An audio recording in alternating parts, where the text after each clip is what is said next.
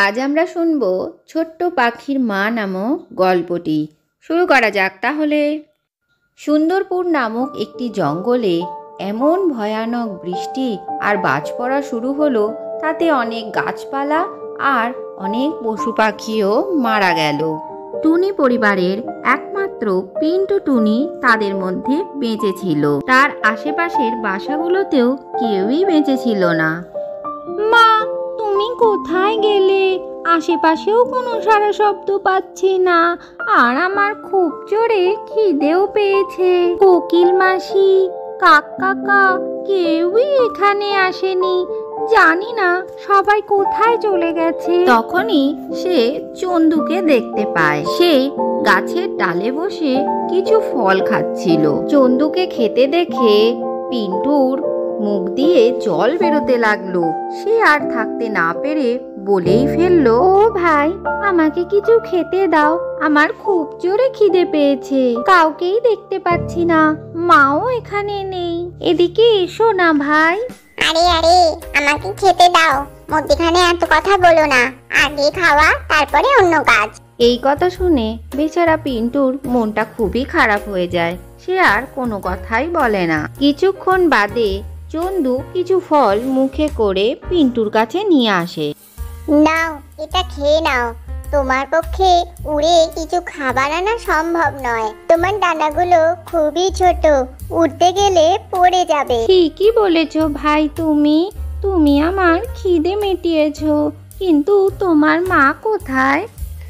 আমার মাও কোথাও চলে গেছে, খুঁজে পাচ্ছি না। পাশে শুধু পায়রা কাকি রয়েছে, তোমাকে ওর সাথে পরিচয় করিয়ে দেব। ঠিক আছে ভাই, আমি তো উড়ে ওখানে যেতেও পারবো না, তুমি ওকে এখানেই আসতে বলো।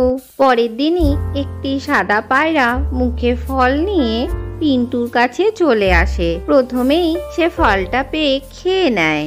তুমি কি একাই এখানে বেঁচে আছো? হ্যাঁ কাকি, আমি এখানে একাই আছি। মাও আর এখানে আসছে না। আপনার বাড়িতে কে কে আছে? আমি একলাই বেঁচে আছি, আমার দুটো বাচ্চা। এই কথা বলেই সাদা পায়রা চুপ হয়ে যায়। কোথায় গেল আপনার দুটো বাচ্চা? ওরা কি মামার বাড়ি চলে গেছে? না না, তোমার মনে হয় খিদে পেয়েছে, আমি তোমার জন্য আরো খাবার আনছি। কাকিমা, আপনি আমায় সঠিক উত্তর দিলেন না। ওরা সবাই ভগবানের কাছে চলে গেছে। ভগবানের কাছে গেলে আর কেউ ফিরে আসে না। আমার মাও তো তাহলে ফিরে আসবে না, আমাকে কে দেখবে? তুমি কিচ্ছু চিন্তা করো না, আমি তোমাকে দেখব। এই কথা বলে সাদা পায়রা পিন্টুকে নিজের কাছে টেনে নেয়। এরপর থেকে পিন্টু সাদা পায়রার সাথেই থাকতে শুরু করে ও অন্য পাখিটিও তাদের সাথেই থাকে। চন্দু ভালো করেই আকাশে উড়তে পারত, কিন্তু পিন্টু ছোট হওয়ার জন্য সে একদমই উড়তে পারতো না। একদিন সে মনে মনে ভাবলো, আমিও চেষ্টা করলে নিশ্চয়ই উড়তে পারবো। পিন্টু এক ডাল থেকে অন্য ডালে উড়তে গেল এবং কোনো রকম ভাবে সে বেঁচে যায়।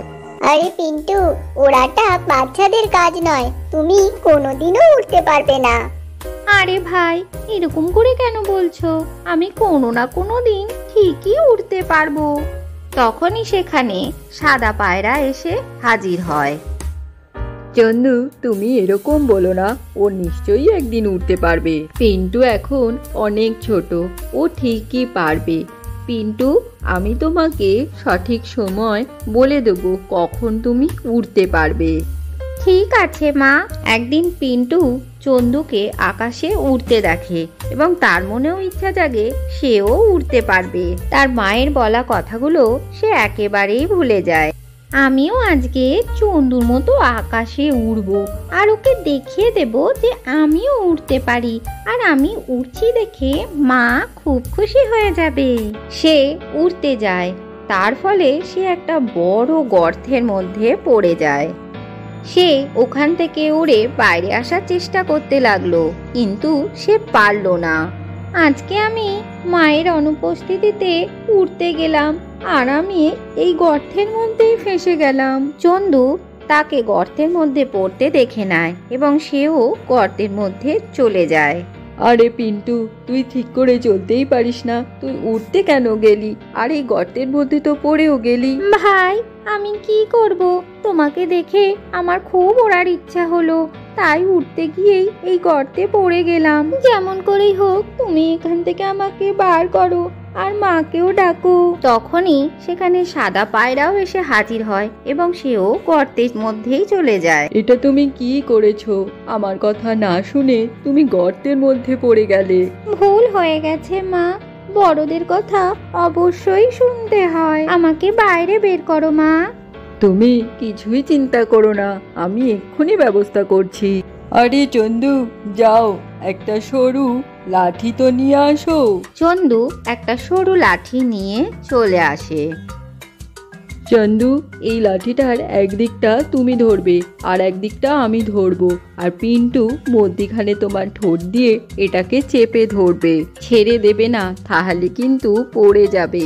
সাদা পায়রা নিজের বুদ্ধি দিয়ে পিন্টুকে বাইরে বের করে আনে। এবার আমি তোমায় উড়তে শেখাবো, তুমি আমার সামনেই উড়বে আর বড় মাঠের মধ্যে উড়বে। হ্যাঁ মা, তুমি ঠিকই বলেছ। তারপরে পিন্টু একটু একটু করে আকাশে উঠতে শুরু করে আর তার মনে খুব আনন্দ হয়। আজকের গল্পটি থেকে কি শিখলে বাচ্চারা? আমাদের সবসময় বড়দের কথা মেনে চলা উচিত, না হলেই বিপদে পড়তে হয়। ভিডিওটি ভালো লাগলে চ্যানেলটিকে লাইক ও শেয়ার করে সাবস্ক্রাইব করে দিও।